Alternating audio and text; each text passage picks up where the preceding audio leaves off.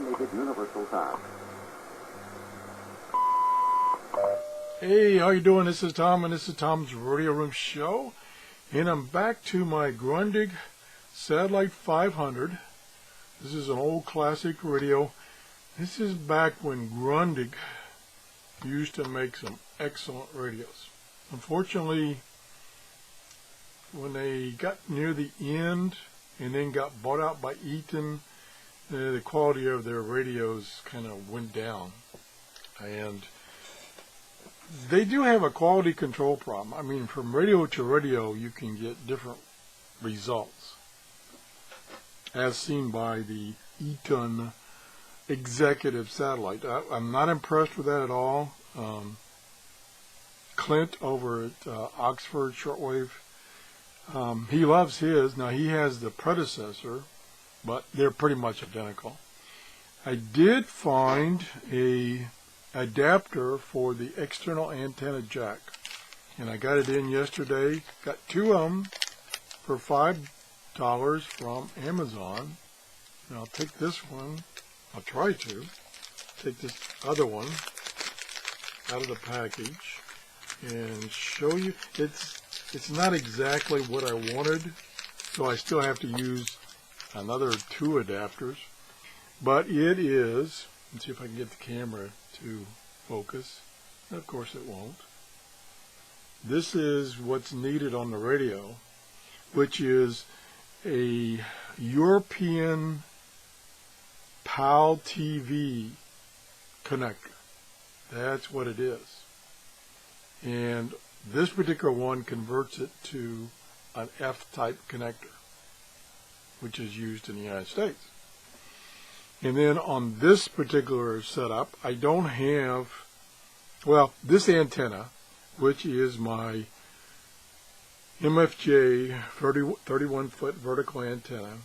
The cable I'm using on that is terminated in a BNC. So it doesn't match here. I would have liked to have found this guy to BNC, because this is the antenna I use most often down in my shack. So I was able to find in my pile of adapters, and I'll take this off. Let me put that down. I was able to find an adapter to go from the F-type to the BNC type. So there's the first adapter there. It goes in the radio. There's the F-type to BNC, and then the BNC on the radio. So still kind of a kludge, but at least it's one connection. I've got the ground that comes in, so I'm grounding the antenna to the radio, which is for this antenna is needed, and it works quite well. I have to shove pretty hard. There we go. Makes a nice tight connection.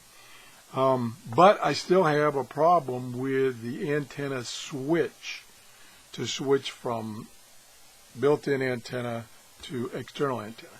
I still have to kind of jiggle it to get it to make contact with the external antenna. Matter of fact, this morning when I hooked this up, I was not receiving anything on the external antenna. I thought, what's wrong? So I tried, well, maybe the AC adapter is not putting out enough power, so I put batteries in it. That didn't help. And of course it was the switch, and it was an operator error, because I was thinking that down was the external antenna and up was the internal, and it's just the opposite. So it took me 15 minutes to get that all straightened out. It's working fine now, temporarily, till I disconnect it or turn it off again. And there's WWV on 10 megahertz. Coming in pretty good. Band conditions here in Florida. It's almost 7 a.m. here in Florida, Eastern Daylight Time. And like I say, I'm using the MFJ 31-foot vertical antenna that sells for $99, I believe. At the tone, 11 hours, 58 minutes. Now, one thing I did do also this morning is I said, since I couldn't find any stations, including WWV, because of the antenna switch problem, I said, let's try search. So we push and hold down search, and it starts searching. Unbelievably slow. I mean, I can't imagine how long it would take to search through the band.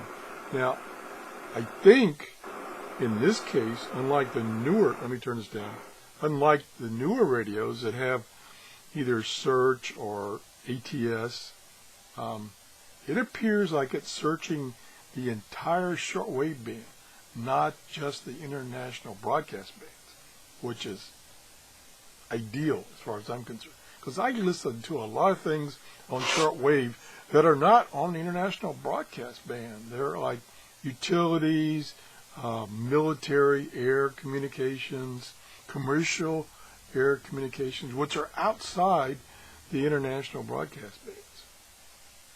What I am going to do as an experiment, and I'm not sure which radio I will use, and maybe I'll do it a couple of times, is I want to set up a radio like this one is set up right now using my external antenna, and then I want to pipe this over to my computer and run a audio recorder that has a squelch control, so that only records when the audio breaks the squelch, so you don't end up with a long record session of nothing.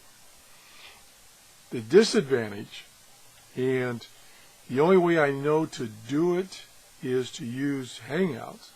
The disadvantage is once it receives a station, since I'm going to scan, I won't know what it is. I won't know the frequency. The other option, and I can do it for up to 8 hours, they say, is I can use a Hangout, and I don't know that I would make it public or not, because it's, for the most part, it would be pretty boring, but I could record my camera for up to 8 hours on a Hangout, and that way I will see the frequency. And I can, let's see, is the clock? Yeah, the clock shows up here. It's been reset because I was playing with the batteries and stuff. But I could set the clock so that the camera also will capture the time of day. Also, I've been thinking about doing that on a given frequency, on a specific frequency, and then I don't have to use any video because I know what frequency it's on. I'll have set it to begin with. And then all I have to do is use that record program, and let's see if I have it on this computer. Let's stand by for a second here. Pretty sure to. Yeah, the one there's two programs that you can use, or there's probably more than that, but two that I suggest you use for doing exactly that. Recording on your computer with a squelch level set so that it doesn't record and use up your hard drive space until it reaches or breaks that squelch. And the one I'm thinking about using is Scanner Recorder. Yeah, that's what it's called, Scanner Recorder. You can search on the internet for Scanner Recorder. It's a free program, and it works quite well, and that's all it does. It's very simple. Another one is Audacity, another free program, pretty large, and a lot of features on Audacity. But it also has a function that it will only record when the squelch is broken. So that's another one I can use.